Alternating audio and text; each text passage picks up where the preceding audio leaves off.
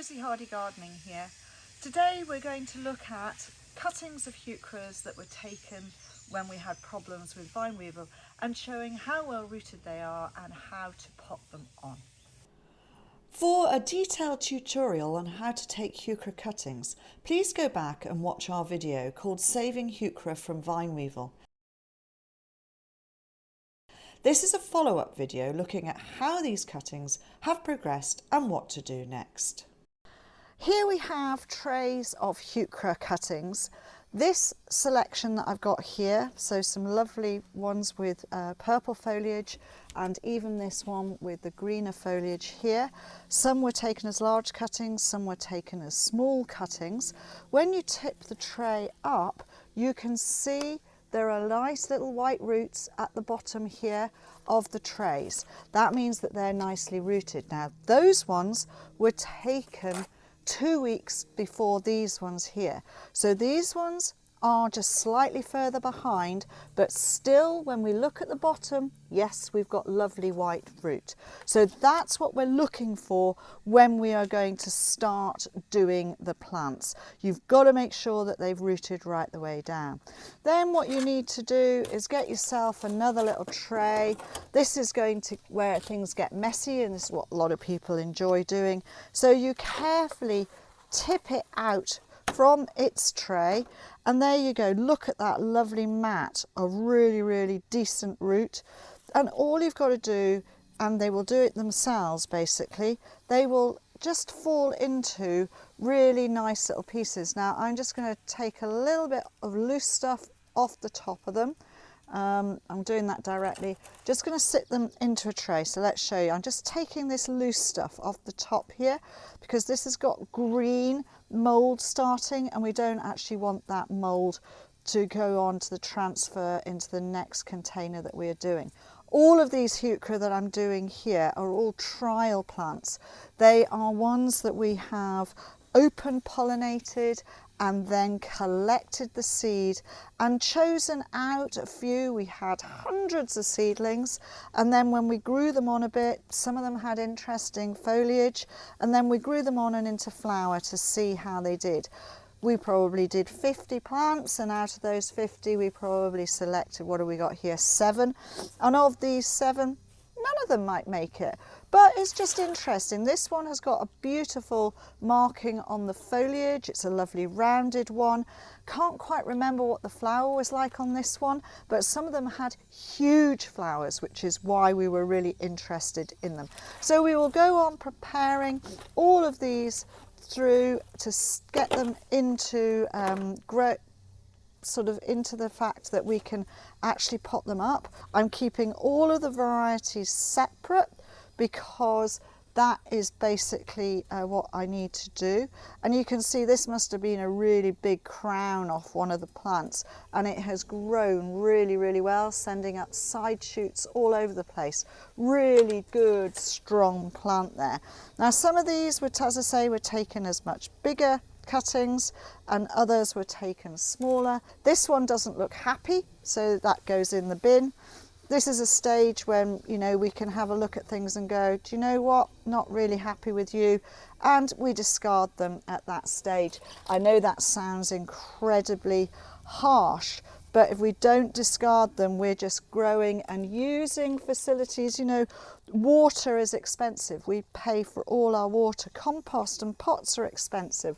So we have to make sure that we are doing these for a reason. And, you know, if they're really not looking up to standard, then I'm sorry, they don't get kept, they get thrown away. This is experimental stuff, so we are going to, there's another one that's not looking fabulous there.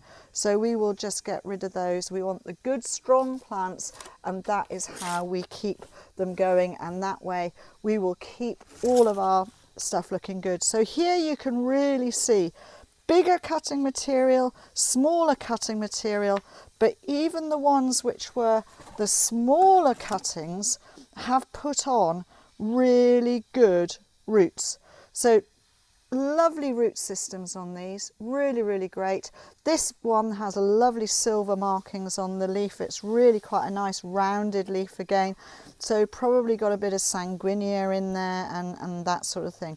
So if I was to just take one and just get a little bit more of the compost off. Now the reason why I'm moving them at the moment is these are in cutting compost. Cutting compost does not have any food. So what I am going to do with them is they're going to go into our potting compost. All of this is peat free. Close-up photos to show you exactly what I've been talking about. Here is this one and the leaf, which looks really, really lovely. This one, you can see there was a difference in the leaf on that. This one, a completely bronze with a hairy, looking excellent. Now we turned over, there we go. Beautiful new roots showing at the bottom of a tray. That's what you're looking for. And then when you tip them out, you're looking for that lovely lot of fibrous root all going through, looking really, really good. Nicely rooted little plants, yeah, showing you, look at that root system, really, really brilliant. And that's from a small cutting. Large root on this one, which must have been a big cutting, and it has started to send on side shoots already, looking really, really good. Now the plants are all prepared, we are ready to put them into our peat-free compost.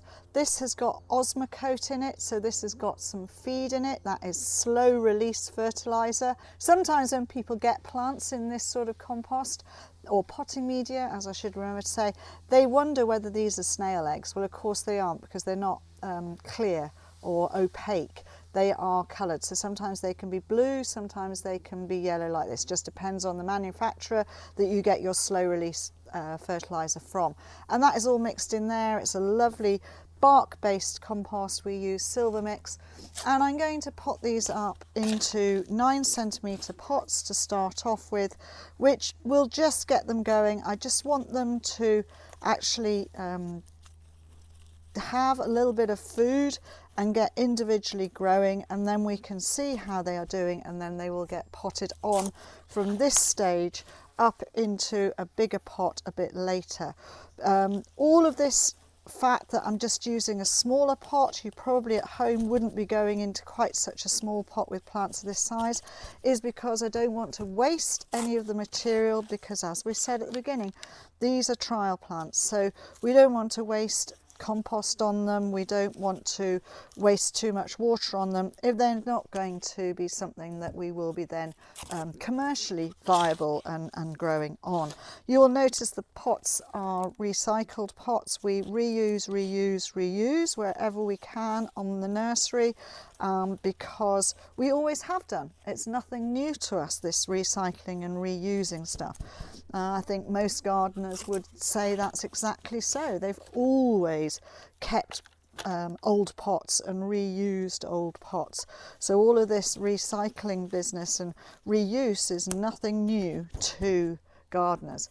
So I'm going to then change colours of plant material, because I can put the green ones in with this lot as well, and it's exactly the same with these, even the small ones. So this is quite good. So the small ones, for instance, will go in here and look as though they are just right in their pots, and that is absolutely fine. It's quite good if you're going to be doing trays, and trays are something like this that you can alternate the colour, because we have only got limited space here on the nursery, so therefore they need to go into as small a space as possible. So that will be them. They will be watered in once I have finished doing all of this potting, and then they will be laid out in a cold tunnel for the time being, because we want them to grow on, get established, and then we will be looking at them through the season to see how well they grow.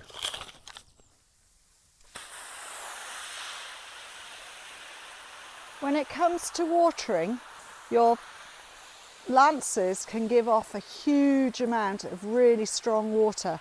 You need to make sure that you turn it down so that it is much softer, and sometimes turning it upside down will give you a much softer kind of watering. What we are doing is a fine, gentle over the top of all of these young plants to get them watered right the way through. Quite often I will make it so that it puddles into the top of the pot, and then that just drains through. It's getting quite warm during the daytime here now in North Hampshire, and especially in the tunnel, ambient heat, but then at night time it will be cooler. So we tend to water earlier in the day and let them not be too wet for overnight when it is a little bit colder and perhaps even freezing in here. We've gone through all the stages of the heuchera, from the cutting process through to the potting up, and now watering and allowing to grow on. You will notice that although they are not labelled, all of the plants I have put into different colour pots, different shaped pots, therefore I know they are a different variety. That's the beauty of having so many recycled pots on the nursery. So we will come back and have a look at these later on in the year when we're doing the evaluation of the plants.